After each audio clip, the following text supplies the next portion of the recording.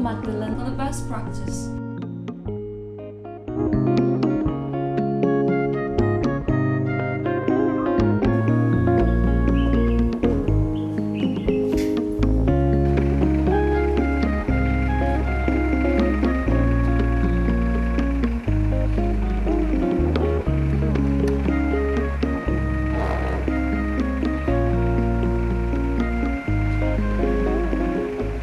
Tell us how and when did all these difficulties start? At the age of 12, I had an infection in my brain which rendered me with a physical disability, and at that time I was 12 years old. What are the difficulties you faced all this while? It was a very challenging time because at the beginning my parents were like, they didn't understand anything about disability, and I too did not understand anything about disability. I thought one day I was going to jump up from the bed and start walking and doing things again, but it was very challenging, but I had encouraging parents. I remember my father always telling me, Magdalene, you can make it because God is alive.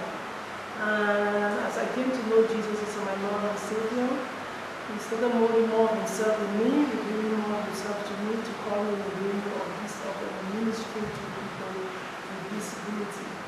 And I met a lot of friends who were very encouraging. My sisters and my brothers, they were very encouraging, helping me to do the things I could not do, and telling me I could make it. My friends were assisting me in school to walk with me because I was walking slowly than other friends. I quite remember Mrs. Acham Becky, who would run to go and present a seat for me so that I could have a chair when I was in the hall. And it was quite challenging for my parents and for my friends. But God gave me real helpful friends who were very helpful, who helped me. And parents and Pa Chibiachu was quite an encouraging father to me, and encouraged me and even in the ministry that I'm doing, and gave us the property to start up a home and school for kids with disabilities to reach out with the comfort that God has given me to other persons with disabilities. And in the year 2000, we started up a ministry called CEFET, Center for Empowerment of Females with Disabilities, which is located in Santa in Bamenda, where we take care of children with disabilities who are abandoned. And more than 70 children have gone through the center who have disabilities. Some have had health care, some have had love, some have had a home, and it never ended there. We were also training teachers to be able to take care of children with disabilities and going to the villages and meeting families and parents affected with disabilities to extend the love and comfort that God gave me to all these families affected with disabilities. Has the society done something for you? I want to really thank God for people who came alongside the social affairs with their technical support. I want to thank my staff, the staff of GBH of Bamenda where I work, my colleagues. They gave me a lot of encouragement as a school teacher to be able to put myself in activities on campus. And my brothers and sisters, associations I've worked with, like the Platform of Inclusive Society Cameroon. I've worked with CEJAC, which has been an encouragement and exposure. We've worked with coordinating unit of associations of persons with disabilities in the Northwest region, and the socio-economic empowerment of persons with disabilities in the Northwest, run by the Baptist Health Board. That has given us opportunity to exert our gift and our talent and to advocate for other persons with disability and to boost up our image as persons with disability to enhance inclusion. Do you have people to care of? There are a lot of people under my charge. God called me in the year 2000 to start off a center, which I've mentioned, Center for Empowerment of Females with Disabilities, which is in Sanda, to take care of children with special needs. And more than 70 children have gone through that center. We have a special program for children with mental retardation and abandoned children with disabilities there in the center. We take care of their health spiritually. We take care of their education. And 3 years ago, we started a modern inclusive primary school, so as to mingle the children around the neighborhood of Santa and the children with disabilities, so that they can study together and they can live together and appreciate each other. Do you have an advice to give to everybody listening to us right now? I would like to advise all my other friends with disabilities that it's not all gone. Having a disability does not mean the world has come to an end. If you have a personal relationship with Jesus as your Lord and Savior, God can turn the stupid disability, the silly things, to bring shame to the wise and to bring shame to the strong. He can leave just the ugly things, just the things that you don't like, to show forth His glory. Je suis là en face de ceux que j'appelle les tout petits, les plus petits que nous, qui ont besoin d'un coup de pouce pour pouvoir atteindre les objectifs assignés à leur vie. Ce que je peux faire au quotidien, c'est d'abord avoir une forte attention sur ces personnes qui ont besoin d'un accompagnement et les approcher pour pouvoir savoir quels sont les défis qui sont les leurs et puis, chemin faisant, essayer avec eux, avec leur concours, pour atteindre les objectifs. J'ai souvent eu un peu de honte par rapport à beaucoup d'autres personnes non handicapées dehors qui sont incapables de accomplir quoi que ce soit. Et je peux conclure que mes enfants ici, ils voient et ils agissent. Ils voient à travers les yeux de la foi, ils agissent. Et je peux leur apporter aussi, et ce que je fais, c'est un encadrement dans l'enseignement biblique et dans le conseil pastoral. Nous avons vu ici, on se rend quand même compte qu'il y a des personnes handicapées qui sortent du lot.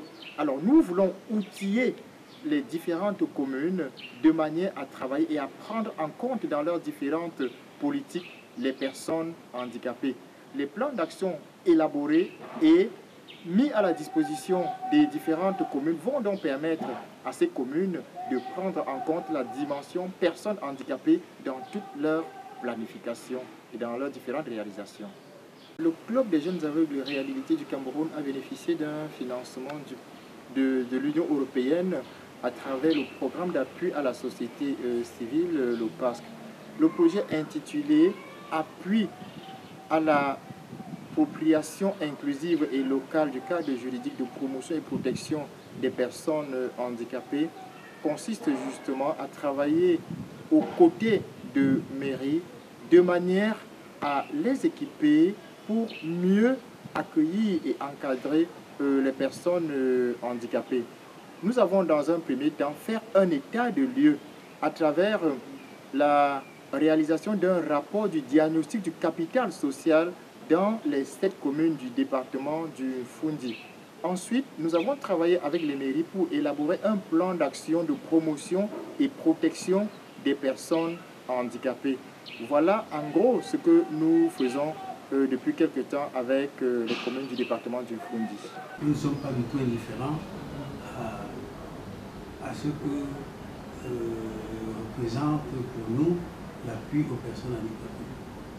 Au niveau de la municipalité, nous accordons beaucoup d'attention à toutes les sollicitations qui nous viennent des personnes handicapées. D'ailleurs, nous avons, non loin d'ici, nos voisins du centre de réhabilitation des personnes handicapées, des Touguébé.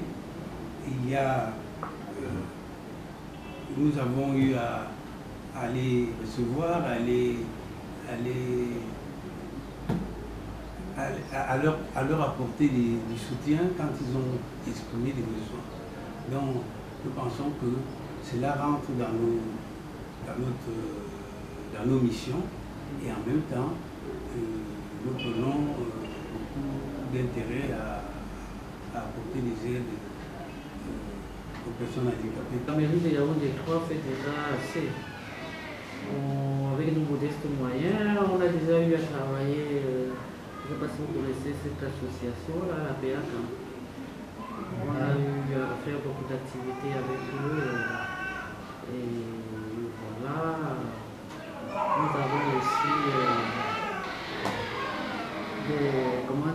des aides pour ces personnes qui sont dans le besoin. Mais s'il faut aller dans les détails, je dirais que nous avons ici nos fonds propres, qui ne sont pas évidemment très énormes, et puis il y a aussi le ministère des Affaires sociales qui nous aide aussi avec leur carton.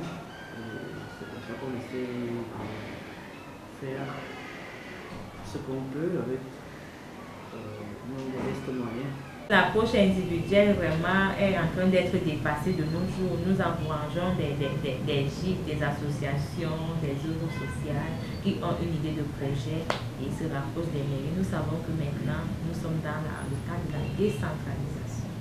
Donc, c'est les mairies qui sont à pied d'œuvre. La mise en œuvre de la décentralisation est effective au niveau des mairies. Mais il faut que ça passe par un avis technique qui est qu'on recouvre au centre social territorialement compétent. C'est pour cela qu'à Yaoundé, nous avons 8 centres sociaux qui s'occupent des cas sociaux du département et qui mettent à la disposition de la mairie des dossiers.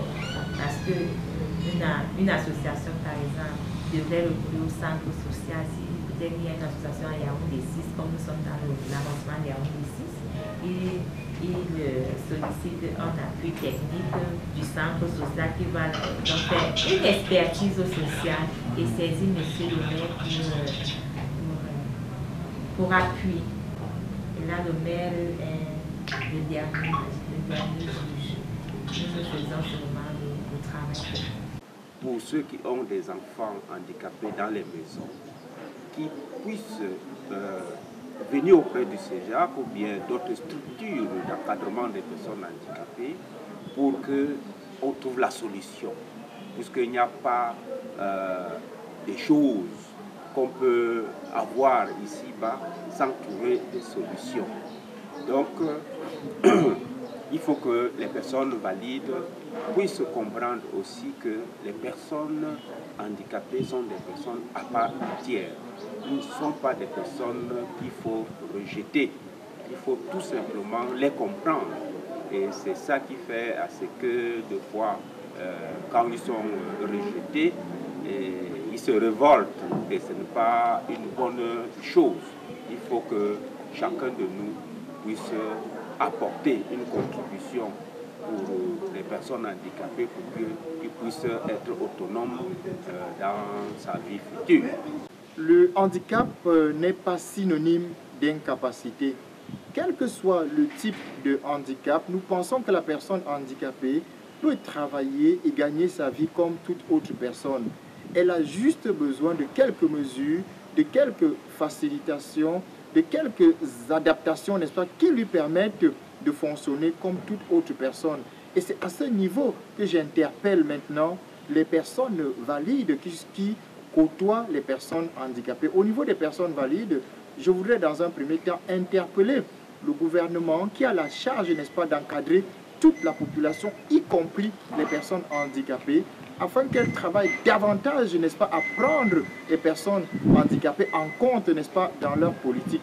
Au niveau des organisations de la société civile et même des entreprises, je voudrais leur dire que les personnes handicapées sont capables de travailler, capables d'être aussi rentables que toutes les autres personnes. Elles ne doivent pas hésiter, n'est-ce pas, à recruter, n'est-ce pas, les personnes handicapées au sein de leurs différentes entreprises.